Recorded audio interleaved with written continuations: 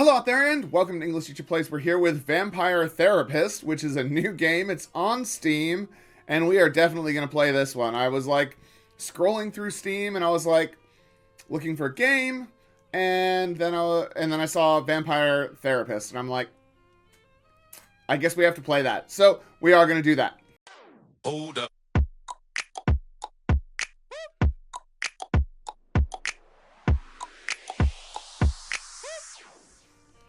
All right, so let's jump in. New game.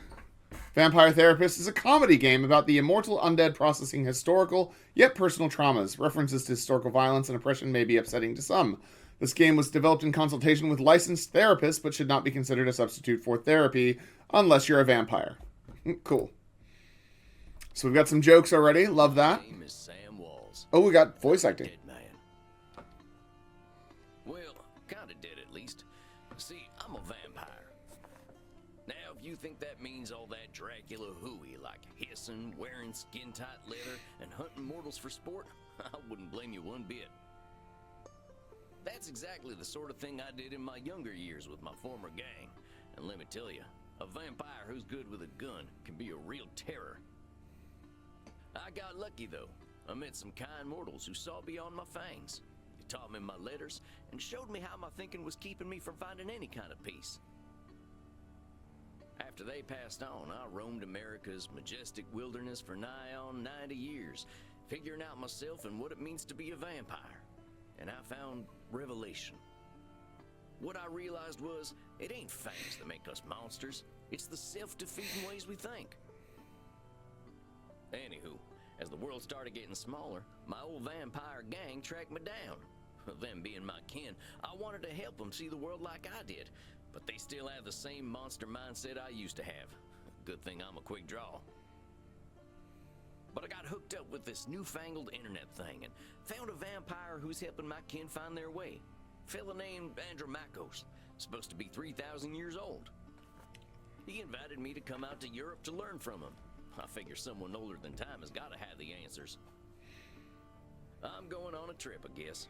This feels like my opportunity to do some good in the world. I've been looking, and now it's time to give back. Vampires ain't monsters. Or at least, they don't have to be. And come hell or high water, I'm gonna prove it to them. Cool. Cowboy vampire. I'm totally here for this. I'm on board. Locked in. Let's go. I'm really hoping. Well, I think yes. This is the address. Number 27, Clean Flitter Mouse Streeb. Cool. Sure is a hell of a lot of ruckus for this time of night. People stay up late here. Wait a minute. These folk are vampires. Better watch myself. Guten Abend, folks. Sprechen Sie English? Ja, hello, Alta. Are you here to party with us at the hottest club? I'm loving this. I'm on board. Oh, dude, I get choices. No. I don't think what I'm wearing will fit the dress code. The cowboy look is totally sexy, but you will get a bit sweaty. I hope we will all get a bit sweaty. I think we run a little on the cold side, huh? Don't worry, mein Liebling. We make each other warm. Reinhard, stop. Don't scare the American. I want to do that. Maxi Liebchen, you're so naughty tonight. No, you are the naughty one. Oh, I definitely ain't an American no more.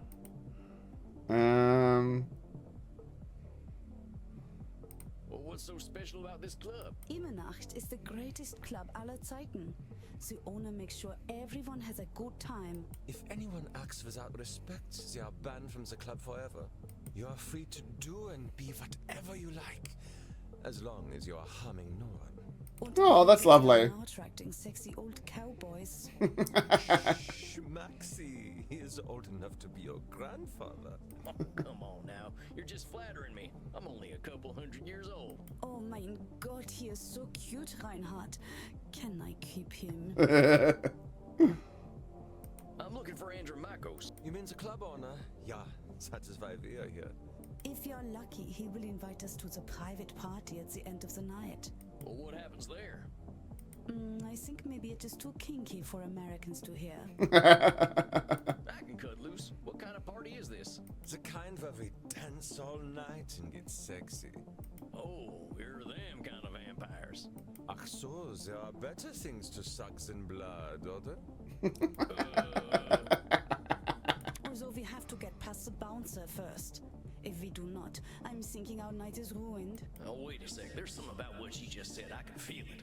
It reminds me of one of my revelations about the funny patterns in the way we vampires think. Well, let's see. One type of thinking I noticed I called hot branding. That's when we brand ourselves with names we can't get rid of. There's high noon mind. That's when we treat a situation like it's a do or die showdown. And there's saloon thinking. That's when we act either helpless or invincible, like we've just drunk a pint of moonshine. Okay. I can always check my journal if I need examples. I kept all my notes about the funny ways we vampires think in there. I think Cool. I know which one of them funny ways they're thinking in, though. Hold on, compadres. You seem like the kind who can make their own fun. I don't want to have my own fun. Immernacht is the only place to be on Friday night. Yeah, so this is High Noon Mind. Egos, you're putting too much weight on this thing. It's a nightclub, not a high noon showdown. The night's full of possibilities. Reinhardt, I don't know what this means, but I like the way the sexy American talks. You make us think that maybe it is better we haven't gotten into the club. Because we are now meeting you. Hey, if meeting me makes your night better, I'm glad we met. I really gotta find Andromachos, though. You have to get past the bouncer. He decides who gets in and who doesn't. And he hasn't looked our way all night. Maybe I'll have a little word with him. Excuse me, friend. I hear you're the man to talk to. That's a cool looking dude. I'm here to see Andromachos. Have fun, mate. Hey, thanks, amigo. You have yourself a fine night, you hear? Cowboy, what about us? Yeah, bring them joy. Sure, they're friends of mine. Mate. Have fun, mate. Well, come on, you two. We ain't got all night. Yeah.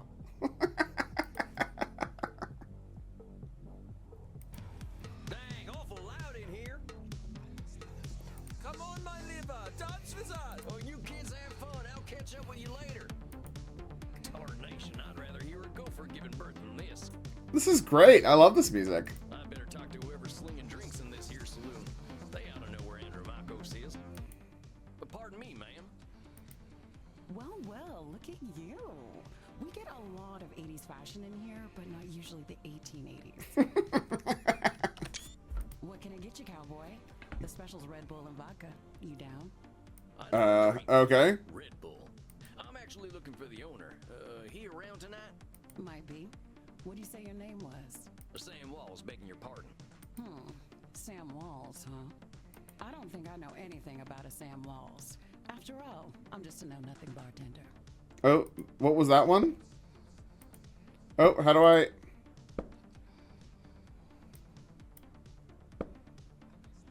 Cognitive distortion.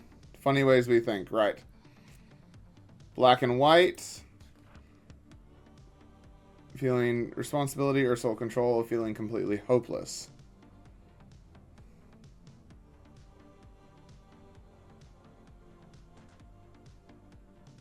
Right. Okay.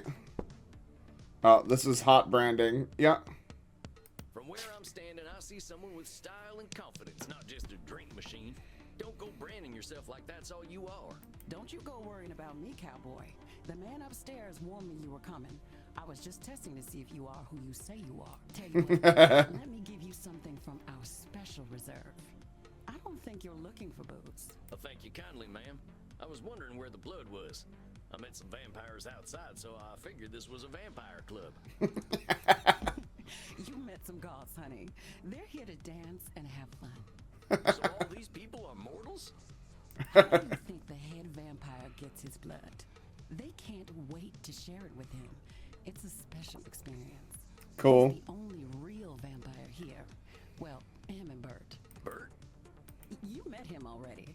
Bert, shuffle on over here. Love that. He's here to see the big guy. Show him upstairs, okay? Have fun, mate. Thanks, man.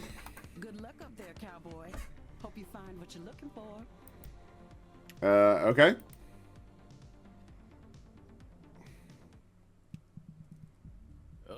Howdy.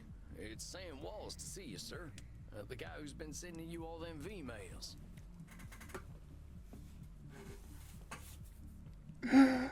V-mails? Come on, man. Come on. V-mails. Oh. Yes, I know who you are, Samuel Walls. You have come here because you believe you can help our kin. The question is, are you first able to help yourself? I don't know that I can help myself, but I'm trying my best. Then you have already learned the most important thing I can teach. We all need help, Samuel. I am pleased that you have come to receive mine. Dang, you scared the heck out of me.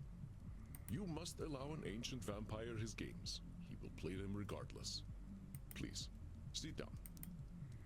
I love the voice acting. Pleasure it is to meet you at last. I found your messages most intriguing. Afraid there ain't much here in the way of intrigue. I'm just a lonesome cowboy looking for answers. You know, I receive emails every day from vampires seeking my help.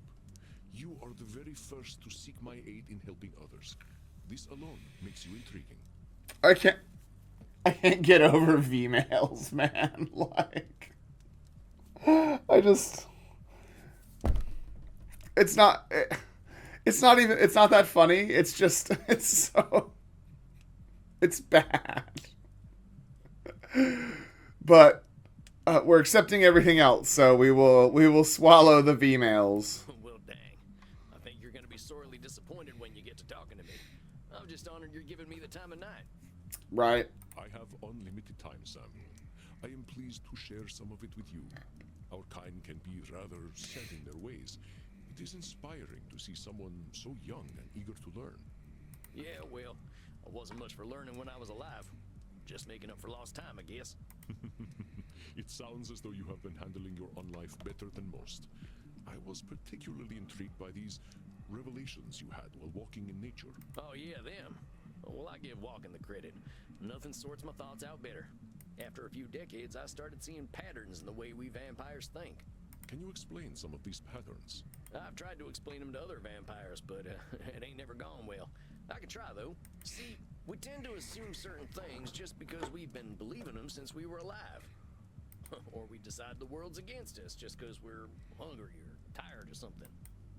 And when we start tackling problems that ain't real, we ain't fixing our real problems. That make any kind of sense? Fascinating, Samuel. These revelations that you had in the woods, mortal psychologists have a term for them. They are called cognitive distortions. Cool. Who's he what now? Cognitive distortions. They are exactly as you described them. I will explain in a moment. Please, tell me about these specific revelations you had.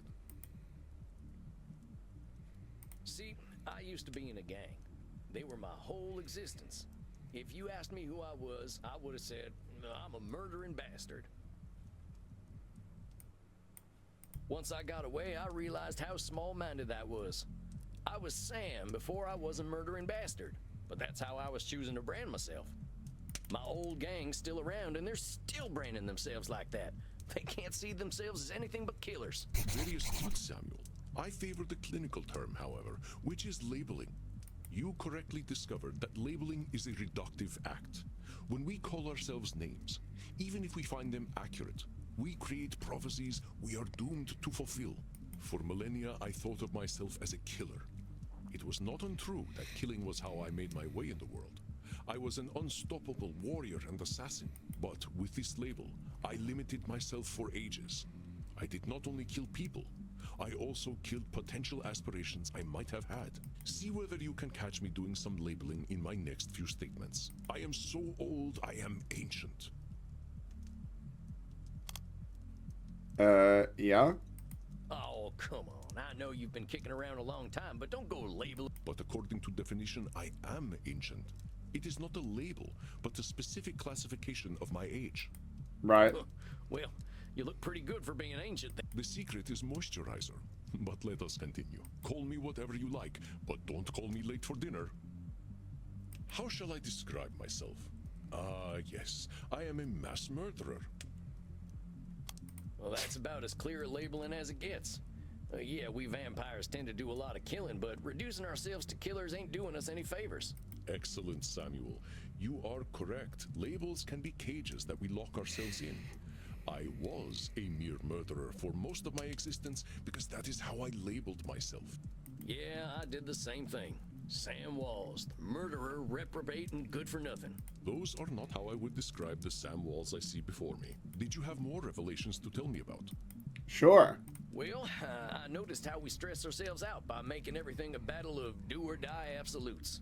High noon mind, I call it. Like that feeling you get right before a big shootout. I must confess I have no experience with this feeling. I engaged in mortal combat long before the age of gunpowder. But the sentiment you describe mirrors the words of my old friend Marcus Aurelius. He used to say that the magnitude of life's challenges often turn us into our worst selves. You mean Marcus Aurelius, the Roman emperor? Of course, his name was Marcus. Marcus was a bedroom name.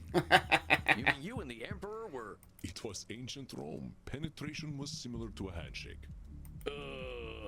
My apologies. I somehow forgot you were American. But let us discuss this high noon mind. I believe we can broaden your definition. Mortal psychologists call this phenomenon of binary thought polarized thinking, but I like to call it Nosferatu thinking. Nosferatu thinking? It means you are thinking in black and white. I get it. That's pretty funny. That is pretty funny. It encompasses the breadth of the distortion. One is not flatly weak or strong, good or evil, smart or stupid, a success or a failure. The truth is far more complex and colorful. Not every high noon gunfight ends in oblivion, correct? Yeah, that's true. Getting shot still ain't fun, but it ain't the end neither. A perfect example, Samuel. Now, try to catch me using Nosferatu thinking. I will give you a series of statements, and one of them will contain Nosferatu thinking. I will repeat them if you miss it. If I do not drink blood, I will surely die. Death eventually comes for us all. Mortals will always fear our kind. That's Nosferatu thinking right there. I've met mortals who knew who I was and weren't scared. Very good, Samuel. And even if you hadn't, to say mortals will always fear us ends any hope that they might not. Always is such a terminal word, is it not? Would you like to discuss more of your revelations with me? I Yep. realize that as vampires, we can get the feeling of the power that comes with immortality and strength, but then we get hopeless and aimless over time. It's kind of like the fella you see in the saloon at the bottom of a bottle of whiskey. Either he thinks he can fight everyone, or he's crying into them last drops because he thinks life's hopeless. It's saloon thinking. Two extremes that probably ain't true. A fascinating observation, Samuel. Your saloon thinking was described in my time as the battle between hubris and nemesis, the twin excesses of arrogance and self-pity. Oh man, it make me wish I'd gotten some schooling. Maybe I would have figured this stuff out earlier. You listen, my friend. There is no rush. What you have identified is a phenomenon where individuals perceive either an illusion of control or a lack of control. Mortal psychologists call this phenomenon you have described a control fallacy. Rarely do we have complete power over our situations or no power at all. But we create this illusion that stops us from attempting to change our perceived situations. Yeah, you're right about that. I used to think I'd never get away from my gang. And maybe that's what made me stick with them for so long. Yes, you see how cognitive distortions keep us from facing reality, whatever that reality may be. Of course, I am so old and powerful that I am always in control. You're testing me, ain't you? That's a control fallacy right there. Well done, Samuel. I am indeed very powerful, but the cosmos holds no awareness of Andromachos. Of course, as you expertly pointed out with your analogy about the man at the bottom of a whiskey bottle, a control fallacy can be positive or negative. Listen to my next few statements and try to find a control fallacy. Simply let me continue if you do not detect one. Okay. The sun will eventually burn out. I will roam a cold, dead earth, and there is little I can do about it. My kitty cat died. I shall be lonely forever. I'm sorry about your sweet kitty, but you can always pick up a new one. Or there's lots of them just waiting for a loving home, so you don't need to be lonely. It was just an example, Samuel. Well spotted. but I do speak from experience. I felt this way once when a pharaoh I was dating had our cat mummified. Nice. I went into a murderous depression that nearly decimated the continent. But I had the power to help myself all along by adopting a new friend in need of a home. Oh, dang, don't let me get on your bad side. I doubt you shall see it, Samuel. Did you have more revelations to tell me about? I think that's all of them. Or at least the ones that were the most obvious to me. That you recognize the concept of cognitive distortions at all is most impressive, Samuel. What took me nearly 3 millennia to understand took you merely 2 centuries. Oh, come on, you're just flattering me. I'm just a dope stumbling his way through one life. Are you now? Tell me, Samuel, what kind of cognitive distortion are you exhibiting when you call yourself a dope? Yeah, I'm doing some labeling. I gotta watch myself, huh? As long as we retain any humanity, we will have cognitive distortions. What we are aiming for is not to become perfect beings, but to understand and accept ourselves. Aww. As long as we can recognize cognitive distortions, we can address our real challenges. One cannot drink blood from a straw man, after all. I ain't never heard that one before, but I like it. If it helps solidify the concept in your mind, then I am well satisfied. I know you came to learn from me, so I will do my best to honor your good intentions. Let us ensure that you understand the concepts of labeling, control fallacies, and Nosferatu thinking. Sounds I will good. give a series of statements, and each one will contain a cognitive distortion for you to identify. I will begin. If I invite over my vampire friends, I know I'm going to have to deal with guano all over the place when they turn into bats at the end of the night. Well, that ain't right. He's acting powerless, like a man clinging to the whiskey bottle. What Andromachos say that distortion was? If I invite over my vampire friends, I know I'm going to have to deal with... Right. Well, there's a control fallacy, sir. You're acting like you've got no control, but you could lay down some ground rules for guests, or some newspaper. Or express concern to my friends that they have not been toilet trained. Very good, Samuel. Let me try another. I am Andromachos, the ancient darkness, the scourge of the Mediterranean, the mortal's bane. Well, that's definitely some intense labeling. Those are some hard names to get over. You are not wrong. Those names followed me for millennia. It was most stifling. Let me try another. If my club's revenues do not significantly increase, I will end up living on the street. That there's got to be Nosferatu thinking. There's a huge space between making a ton of profit and living on the street. Indeed, you are correct. I run my club at a considerable loss, but 3,000 years of banking interest means that money is not really an object to me anyway. Samuel, now I am not only intrigued by you, but also impressed. I would very much like to teach you my ways, but I must demand something of you first. Okay. I'm here to learn. You must receive therapy yourself. I will not have you seeing clients without a commitment to your own mental health. Cool. Now, hold on just a minute. I don't know that I need therapy. I'm feeling pretty good about myself these days. Samuel, we all need therapy to live in this world. You have been speaking in cognitive distortions since the moment you walked into my office. I have. I didn't even notice. They are most insidious, but I am here to help you identify and challenge them. You have walked alone for too long, Samuel. Allow me to share my experience with you. Well, all right, if you say so. I appreciate your taking the time to work on this, old cowpoke. All the time in the world, Samuel. But for now, you must be eager for something fresh. Please, dance, drink your fill. We will begin tomorrow. Okay, then. Well, sir, it's been an honor. You don't have to call me sir, you know. All right, then, Andromachos. Andromachos. Hey, Andromachos. Hey. Just call me Andy. Andy. Right, Andy. I'll see you tomorrow, then. You seriously can't say Andromachos? Like,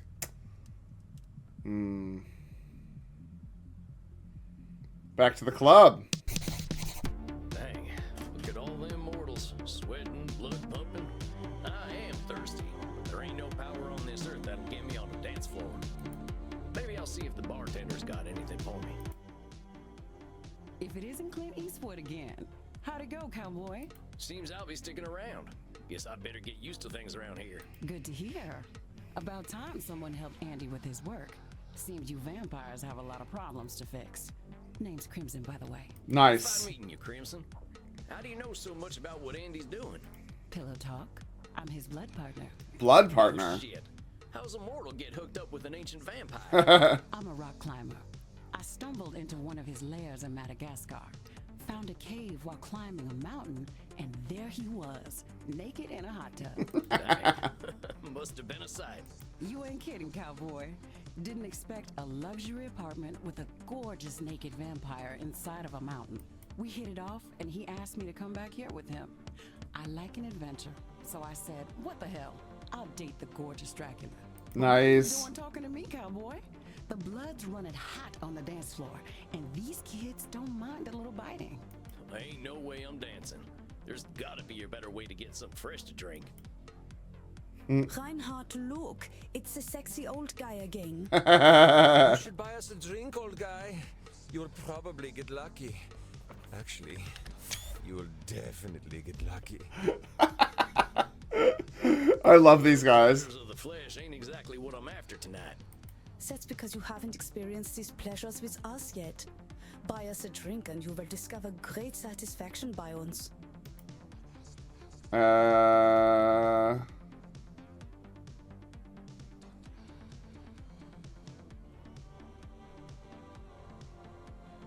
Tell them they can support themselves. Right. I ain't buying you a drink. All I got are good old-fashioned dollars. I like American money.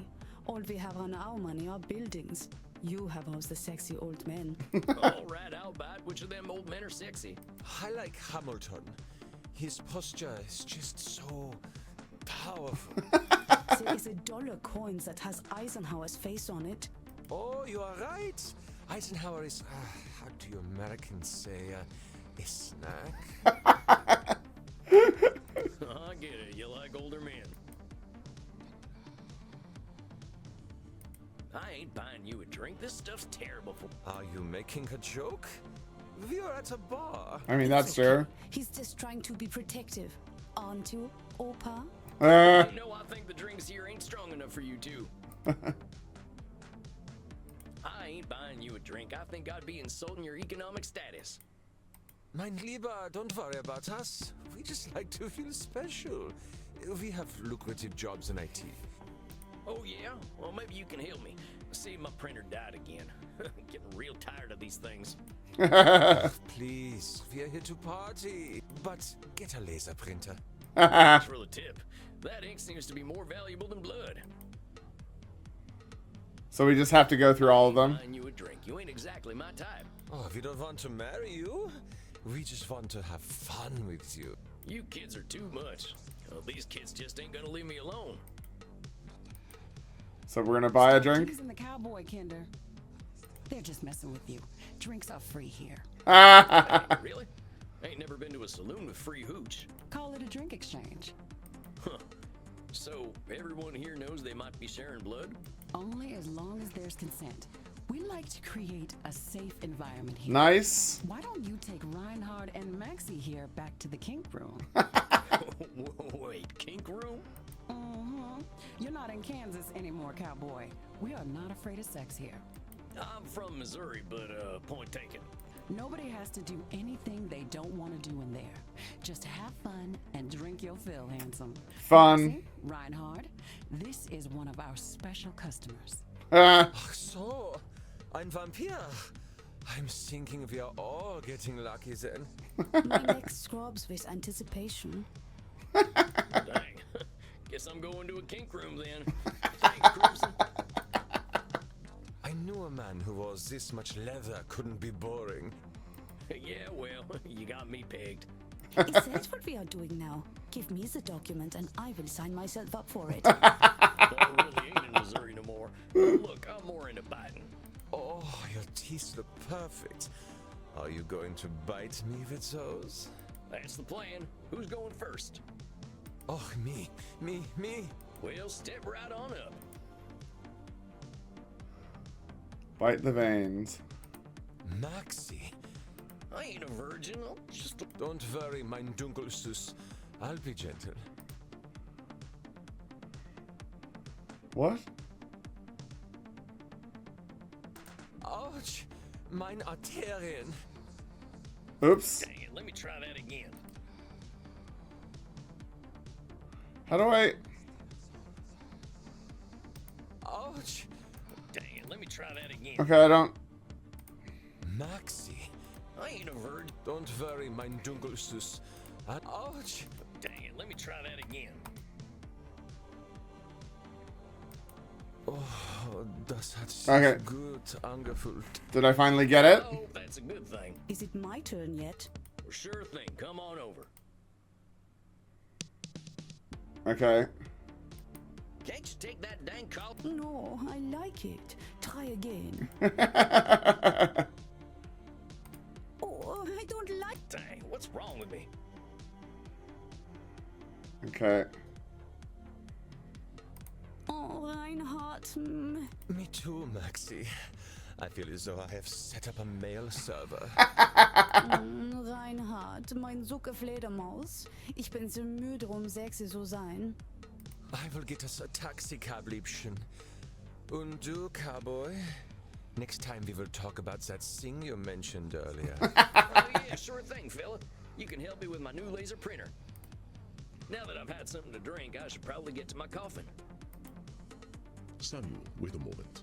I see you got your fill. Are you heading out? Yeah, I figure I could use some shut-eye. I locked up my coffin over at the storage center. Storage center? Please, you can use my guest coffin. I insist. You must be well rested for the challenges ahead. Guess Cool. I got a big night tomorrow, huh? I should get a good day's sleep. Wonderful. Please, follow me.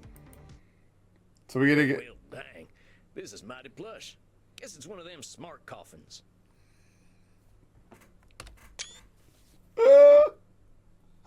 I guess they just leaning in, man. It's on TV. Hey, I remember this movie.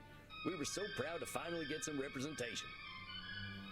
Not sure I should stay up watching movies, though. Well, ain't much else to do in here. I think it's about time I hit the hay. Hope I'm cut out for all this. Cool. Absolutely invested. Love it. Ready to do some vampire therapy. Samuel, good evening. I hope you slept well. I did. Like the dead, as they say. I was hoping to save you some breakfast, but I've already sent them on their way. Oh, that's all right. I'm still pretty full from last night. Them goth types were practically throwing themselves at me. I am not surprised. Perhaps I should be concerned that some of my guests will follow you home. Oh, gosh. If I still had mortal circulation, I'd be blushing. Why are you so embarrassed, Samuel? Ah, hell. Guess we should just save it for therapy, huh? We gonna get started now? If you like. Why not? I'm eager to get going. Let loose, Doc. Very well. Let's start with the first question any therapist asks then. What brought you to me? Why is becoming a therapist so important to you? Well, gosh, I remember what it was like. Being all angry, hungry, and scared all the time. It ain't no way to live. When I see vampires acting the way I used to, I just need to show them there's more to unlife. And why is that up to you? You, of all people, know how lost our kind can be. Preying on the weak, dating mortal high schoolers. Taking shots at Twilight. Make them see their potential. That's what I'm here for. I know it. That is a lot of responsibility to place on yourself. You got a funny look in your eye. Am I doing one of them distortion things? You are most perceptive. Yes. Perhaps you can tell me what it is. When you say you are here to make vampires see the world differently, in what way are you distorting reality? Well, I guess that's a control fallacy, right? I can't assume I'll be able to help other vampires the way I was helped. Very good, Samuel. Control fallacies are hard to avoid when one feels strongly about something. Your fate is not to transform every vampire you ever meet, even those who are your clients. You will do what you can do, and that is enough. But I am eager to learn how you developed this desire to help our kin find a different way of thinking. Well, like I told you when I first emailed you, I was a real nasty son of a bitch when I first became a vampire. When I look back and see what a no-account piece of shit I was, I ain't nothing but embarrassed. It all seems pretty stupid to me now. Here we are living forever and all we can do is kill? It's the dumbest thing I ever did here. I am going to stop you for a moment. Stupid, no-account piece of shit, nasty son of a bitch. Dumbest thing. Do you hear the way you are talking about yourself? With respect, sir, I earned all them names. I killed women and children. Half the ghost towns out west are my doing. I didn't think of nobody but myself. Pretend you are my therapist. If I sat here and called myself a no-account piece of shit, what would you tell me? I'd say you were doing some labeling. And I guess I'd tell you to look at yourself a little more kindly. Extend the same compassion to yourself then, Samuel. How are you to move on from being a nasty son of a bitch if you are labeling yourself? If you wish to be a guide to other vampires, you must start with compassion for them and for yourself. So, now that you've gotten all that horrible name-calling out of the way, please tell me, how did you find your sense of purpose? Well, I was on the run, you see. The Wild West was ending, and the Pinkertons were starting to get the better of my gang. I went into hiding and found a strange group of folks out in the country. They knew I was an outlaw right away, but they didn't judge me for it. They didn't even care that I was a vampire.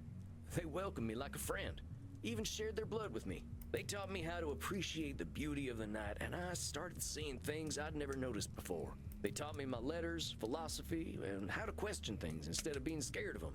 I think about them every day of my own life. They somehow freed themselves of all the judgments of the time and were better off for it. These must have been the 19th century American transcendentalists, yes? Yes, sir. I'm glad I died when I did, because their like just don't exist no more. Once my community died out, I started walking. That was something else they taught me how to do.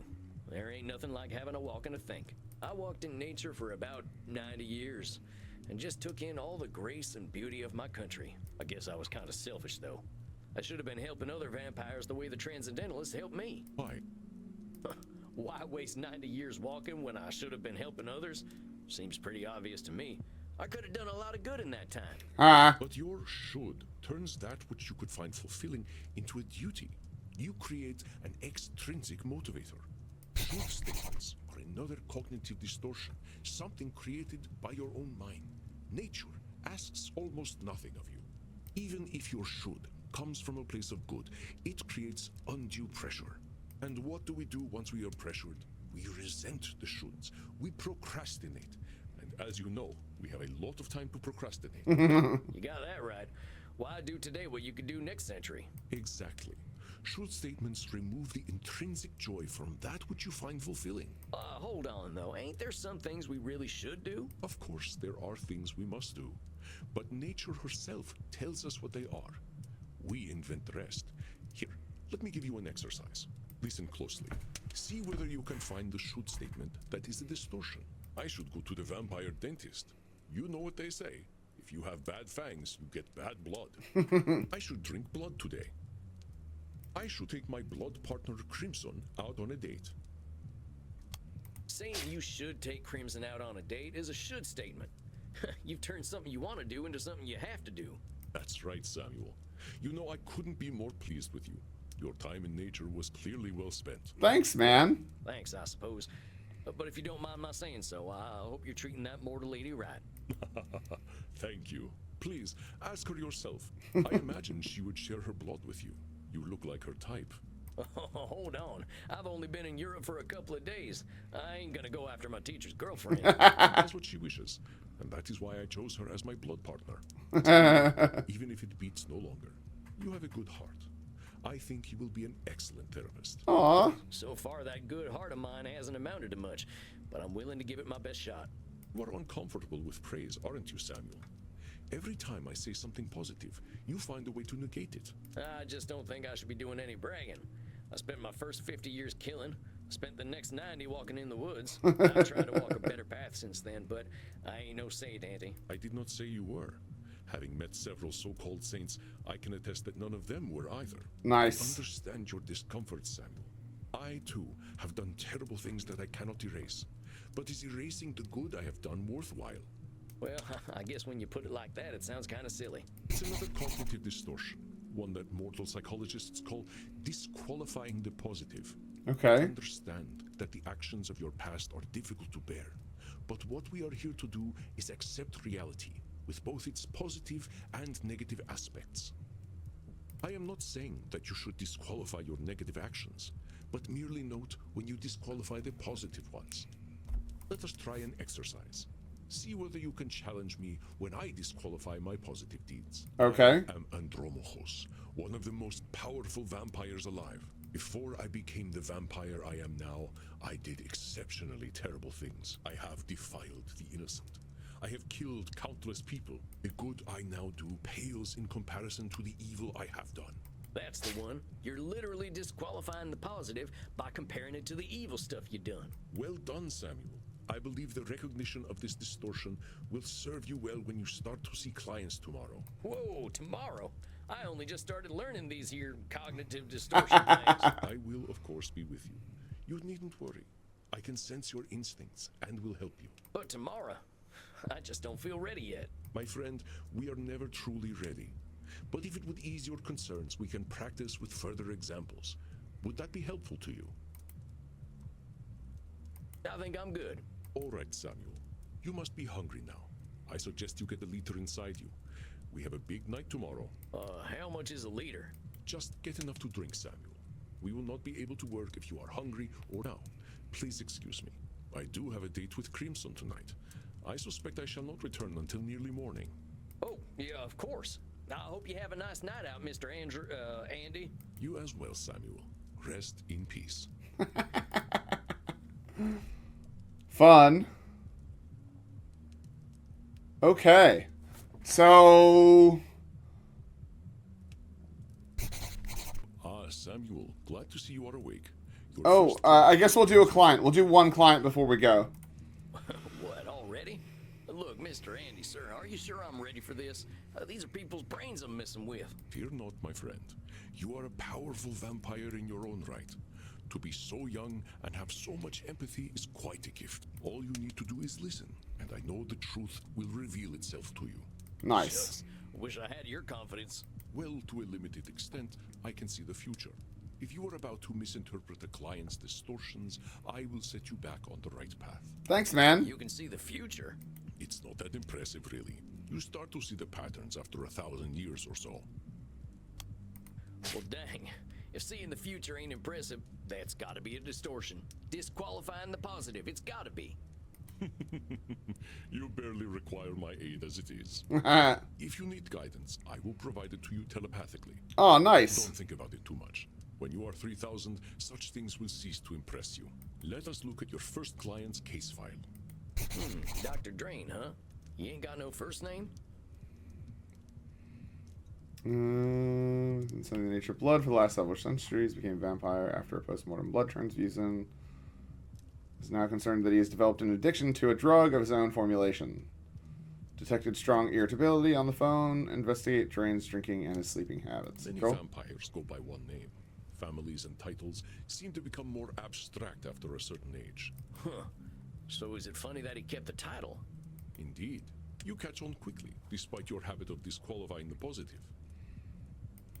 I will let you work now. I shall be meditating in my coffin, but I will sense when you need my help. But I... Samuel, I know you can handle this. Be yourself, and all will be well. Cool. So we have a client. Satan bless it all, I hate flying. Hey there. God's blood, what on earth are you? My name's Sam. I'm the new therapist. Make yourself comfortable, Dr. Drain. And American as well. Good God. It's not enough for you lot to take over the world of the living. Even the halls of the dead aren't safe from you. Oh well. I suppose your lot are all into this touchy-feely stuff, aren't you? And ignorance, even American ignorance, is bliss, I suppose. Oh, sweet ignorance, how I do wish I knew thee. Right. Damn it, how am I gonna work with this fella? I gotta ask Annie. Are you all right, Samuel? You gave me this fella as my first client? Why not? He is clearly hiding very little about his state of mind. How am I supposed to help him when he already sees me as the bad guy? Use your instincts, Samuel. Think about how you have felt in your darkest hours. What does this poor vampire want?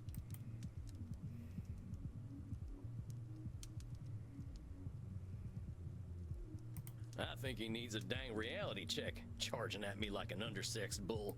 If you tried to give an undersexed bull a reality check, that would not change the fact that it is undersexed. How did the Transcendentalists approach you when you were a wilder man, Samuel? Yeah, I get it. I'm sure this fella's come here with problems. I can't be surprised when they show up. I think he doesn't want therapy. He is here, isn't he? That alone is a significant step. Did you commit every drop of your blood toward a new way of thinking when you started your own journey, Samuel? I guess not. Just seems awful funny to come all the way out here and act as if he doesn't want any help. He's just getting comfortable, I expect. Or at least his version of comfortable. I think he just wants to complain. Perceptive, Samuel. He can hardly stop himself, can he? So, what? I just let him complain? Of course. Just give him a starting point to let it all out. It will make him feel better. Right. Well, if you say so. Don't worry, Samuel. You are doing wonderfully. I will release your time now. Well, are you just going to sit there? I was just gonna ask how your trip here was. Trip? My trip was bloody wonderful. Until my familiar got a flat tire and I had to fly 30 kilometers here as a bat. I hate being a bat and I hate flying. Do you know an owl tried to eat me? Me, a creature that has lived for centuries, treated like common prey. I'm surprised he was even interested. You should see what an ugly little beastie I am when I transform. All I could do was screech and squeak until he went away. Well, I suppose I'm alive, in a manner of speaking anyway. You all right there, pal? Yes, I'm fine. Well, I'm not, of course. I wouldn't be here otherwise. But for the sake of conversational integrity, fine. My case file and know why I'm here. You're here for an addiction problem. Yes. Embarrassing, isn't it? What's to be embarrassed about? I remember when Ulysses S. Grant was president. Didn't seem to bother him. Oh, well, of course. How wonderful it is that I share the mental failings of people who only live a single lifetime. Hey, come on now. There's a part of us that's still mortal. Can't help that, just like we can't help being dead. So I'm discovering. Look, I just need some tips and I'll be on my way. Just give me all the tricks. Whatever one does to make addictions go away. Tips? Let me think. Yeah. Partner, there ain't no tips that'll magically cure you. But I'm here to listen. You know, I never in my life thought anyone would ever call me partner. Like partner, but not with a T. And I know how you English love your tea. Thank goodness we can still process tea. We cannot live on blood alone. I appreciate the concern, though. I must admit, I rather saw myself above this whole addiction thing. I tell you what, let's not worry about being above or below anything. You're here now, so let's see what we can do. What exactly are you addicted to? It's a form of plasma, a catalytic compound of my own design, a necessary component of my own scientific goals. You're losing me. Well, let me try to make it simple. I have been able to replicate and even alter the molecular patterns that vampiric erythrocyte surface receptors receive. Our unique physiology gives us an increased ligand affinity, which is how we are able to process blood the way that we do. Right. I can extend this receptivity and thus achieve my true goal. Synthetic blood. Freedom from the hunger that plagues us and hope for all humanity. Well, dang, that sounds pretty impressive, Doc. Well, it doesn't work without a vampiric catalyst, and that is the plasma I am addicted to. Pathetic, isn't it? I have spent 400 years trying to steal the secret of blood, only to be engulfed by it, like Prometheus walking into a fireplace. Pathetic? Doc, where the heck would you get a word like that? You've come up with a synthetic blood. Man, I can barely get my spurs on some mornings. Maybe you had a setback or two, but give yourself a little credit, compadre. Credit? For wasting 400 years? Practically speaking, I'm in the same place as I was back when King James was in power. Only now I have a drug problem. Perhaps I must face facts. My professor was right.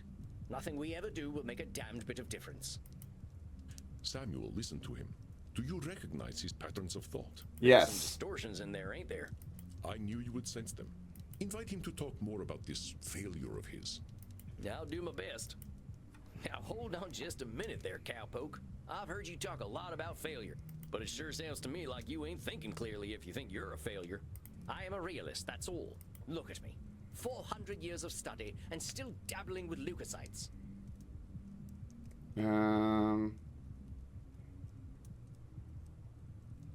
What's that one? 400 years of study and still dabbling with leukocytes. I feel like that's describing the... I don't know many people who would call working with leukocytes dabbling. I mean, I gotta admit, I have no earthly clue what you're talking about. So unless you made up all them science terms, I think you might be doing more than playing with a chemistry set. Perhaps. But if we consider all there is to know about blood, I know precious little. But you know something. Yes, I concede I might know something about blood. I would hope so after 400 years. You still got more knowledge about blood than most, whether it's been 4 years or 400 years, amigo. Let's get back to what you were saying, though. I'm saying I am surely the oldest, most well-studied doctor in the world. I should have achieved more than this. Well, who said you should have achieved more? Isn't it obvious? I should have something to show for 400 years of work. And what happens if you don't? Absolutely nothing at all. Well, that's my point. That is not as encouraging as you think it is. Ain't meant to be encouraging, just showing you a little reality. Well, it's all my fault, really. I cannot seem to motivate my scientists to reach the necessary level of dedication. It's always shocking to me how little urgency mortals have around death. So it's all your fault that you haven't come up with the perfect synthetic blood. It can't be anyone else's fault. Only I have the skill, the knowledge, and the experience. Pardon me for saying so, Doc, but it sounds like what you're doing is pretty dang complicated. It sounds to me like you're some kind of god if you expect control over life itself. Please, I'm a scientist, not a spiritualist. It is not control I seek, but understanding. And All right. Are you ever gonna have perfect understanding? No, of course not. I'm not a wizard. So how about not putting saving the world on one person, Doc? That is a simplification, but I take your point. As I was saying, now that I'm addicted to my own drug, I have joined the ranks of mortal celebrities in my utter irrelevance. Now, why would you go and label yourself irrelevant? What else do you call a man who has nothing to show after 400 years? I reckon I'd call him by his given name. Slapping a label on yourself don't do nothing but weigh you down. Oh, well played, cowpoke. Perhaps I am being a little dramatic. Yes, I'm aware that in reality progress has been made, enough to get to this point. But I didn't come here to ask for a pat on the back and to be told I'm a good boy. Not in my department. But I hear they do some of that stuff downstairs. Yes, we all know very well that the Continentals are more sexually liberated than we are. But as I say, I don't want all this therapy stuff. I just want to stop using this damn drug. Well, so what's so good about this stuff anyway? Why do you like it? I'm not certain. I don't remember what happens after I take it, but I wake up feeling, how do I put this, alive. Well, that don't sound so bad. A good nap can make me feel like a new man. I'm not talking about feeling refreshed. I mean I feel alive. As if I'm someone else. Someone who lives. And I wake up and find, oh gracious me, I am not depressed. You mean to tell me that you're going to sleep depressed every night? Oh, nothing of the sort. Oh well, I'm glad to hear that. You are assuming that I can simply go to sleep and my global scientific enterprise will run itself. So he's not sleeping. Oh, wait just a gosh darn minute. You're telling me you don't sleep? Yes, it's not as though we can get much deader already, and I have work to do. So you're not sleeping, and you're always depressed. I think we're starting to get somewhere.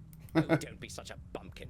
If you are a sapient individual, aware of the world around you, depression is the only sensible reaction. It has nothing to do with sleep. Come on now, it's a big world out there, and different things are depressing to different people. Everyone reacts to things differently. Ain't it true that a sensible person, as you call them, might even be a different degree of depressed? Very well, I suppose I might have been using a bit of mild hyperbole. Mild is putting it mildly, buckaroo. Buckaroo. No, I'm even more depressed. Regardless, I didn't come here to be a whiner. Oh, boo-hoo, on life is hard. Yes, we all know it's hard.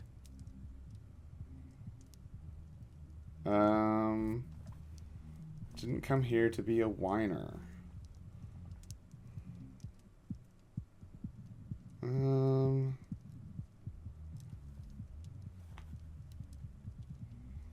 Yes, we all know it's hard.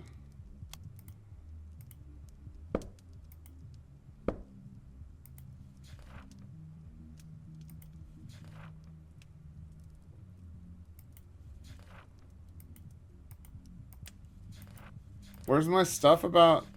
Oh, here we go. Canceling out the good, labeling.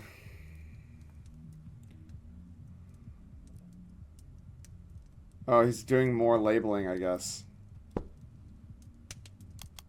Now, why'd you say coming and talking to me makes you a whiner?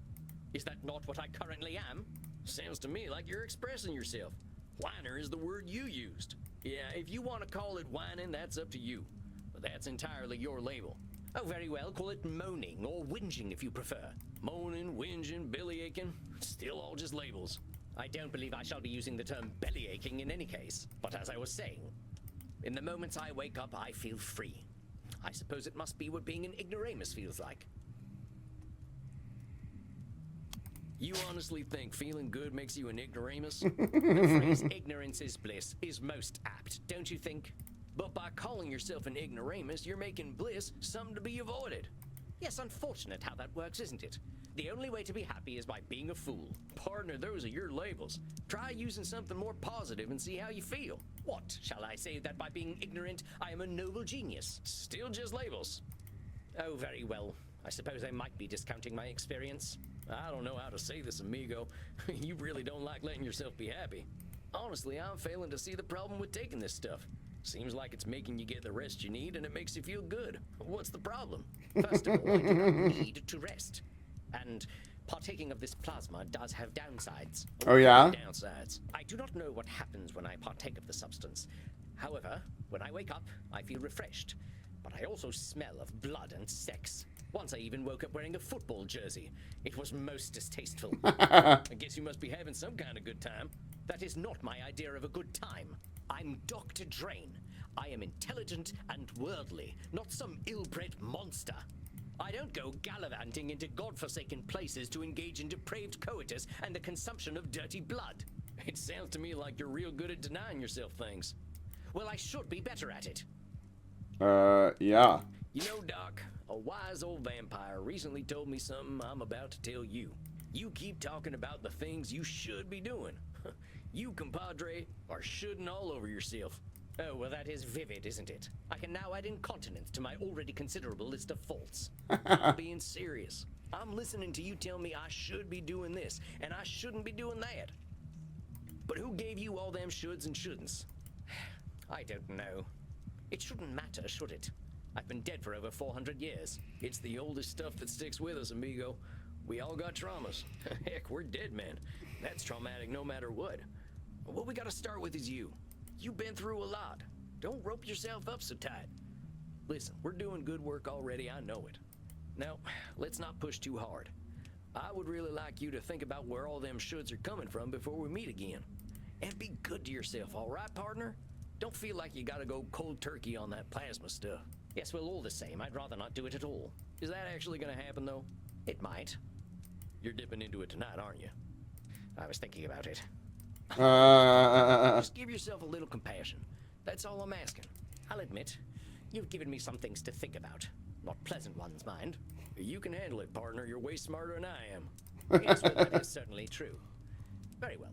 I shall do some reflecting, inasmuch as our kind can reflect. I'll see you in precisely 4 weeks, then. Farewell, Sam. Masterfully done, Samuel. I knew you would do well, but that doesn't make me any less pleased. Well, that was a hell of a rush. That fella's holding on tighter than a holster to a gunslinger's hip. It felt real good to help him look at himself a little more kindly. Good, Samuel. Treasure this feeling, but also rest. Go downstairs, get something to drink, relax in your coffin. Next week you shall see a new client. I think they will be an interesting challenge for you. I bid you good evening, Samuel.